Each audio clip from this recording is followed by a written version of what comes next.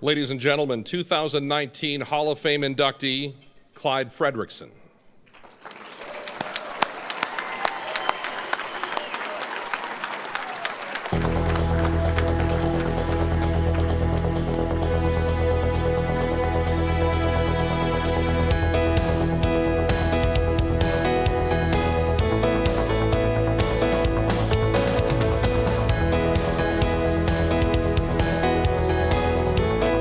Good evening. I always wondered, okay.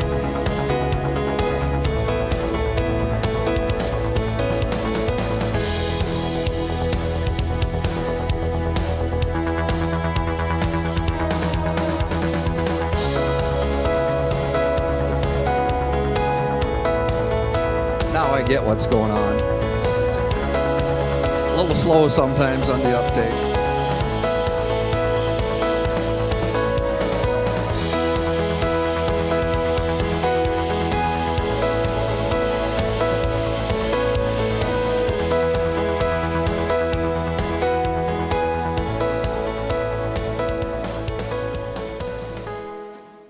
Well, I always wondered what my 5 minutes of fame would look like.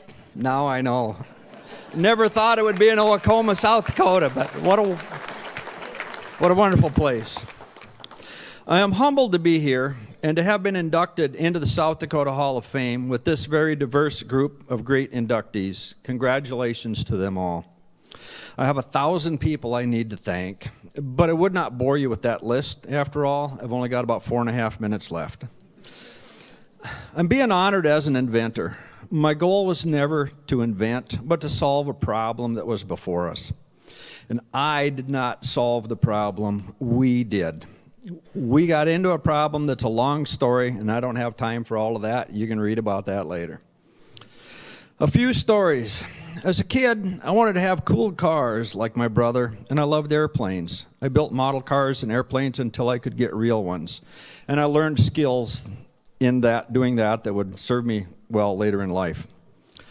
One of the items on my bucket list was to get a real pilot's license before I turned age 50. One day, my brother Terry asked me if I wanted to buy half an airplane, so he and I ended up buying an airplane, and then I figured I better start taking lessons and see if I really could fly. I did get my pilot's license.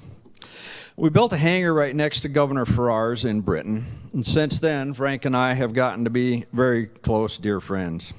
Unintended consequences, but that's the way it went. Frank and I learned a lot about each other since that time. 2 years ago, Frank said he was nominating me for the South Dakota Hall of Fame. I rejected his offer, not feeling worthy and not really knowing what I did to accept that honor. Well, thankfully, Frank doesn't listen very well, so he nominated me anyway. He enlisted the help of his friend, Ann McKay Thompson, for helping to write the nomination letters for this award. So thank you, Frank. Thank you, Ann. You obviously write some great fiction. 44 and a half years ago, I married the love of my life, Sharon. We soon found ourselves with a beautiful daughter, Melissa. Times were tough. My brother Terry and I each had young families to feed, and work was scarce in Aberdeen. A friend of the family needed a house built in Britain. We got that job, even though we'd never built a house before. Figured it couldn't be that tough. We had 2 more houses to build before we had that first one done. Asked my wife we'd move to Britain just for the winter and we'd be back to Aberdeen. Well, been in Britain ever since. Unintended consequences. There we are. My goal in life early and my schooling was to be an auto mechanic. I managed to eke out a living in the building trade, starting with simple carpentry. Not sure that connection, but I ended up in the wood components industry, serving the housing industry, along with my brother Terry and a new partner, John Kraft. The 3 of us managed to form a friendship and a partnership in 1978 that lasted an amazing 35 years. Even more amazing, our children carried on that partnership and continued to grow that business. Again, unintended consequences. My passion for cars never died.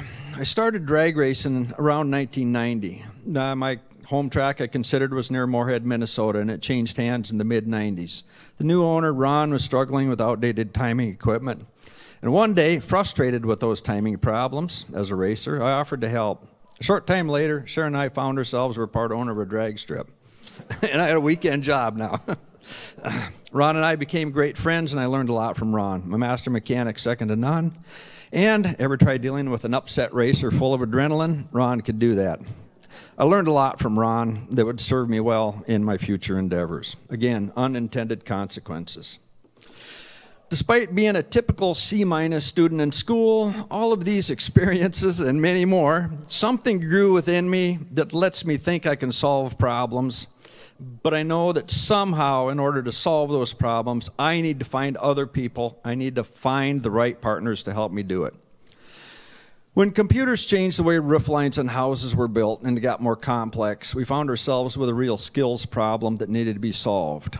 We came up with a concept, but I needed to make it real, and I knew I needed help. I did not have all of the answers. So we put together a team that solved skills problems for building roof trusses.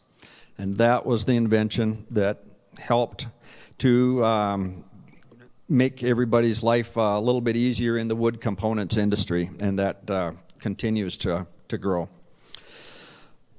But you see, I believe everybody has a special gift, a special talent or skill that is valuable. So when we tried to solve that problem, I knew I didn't have all the answers, and I had to find the other people with those right skills. How do you find that to bring it out? That's my music. Well, treat everyone like they have that special gift and help them find it. Governor Ferraro always tells me, always treat everyone like they are that special and important person. After all, he says, you never know who will be on the jury. So, in closing, find the right partners in your life. And I want to thank everybody that has been a part of my life. I appreciate it at the bottom of my heart. Thank you.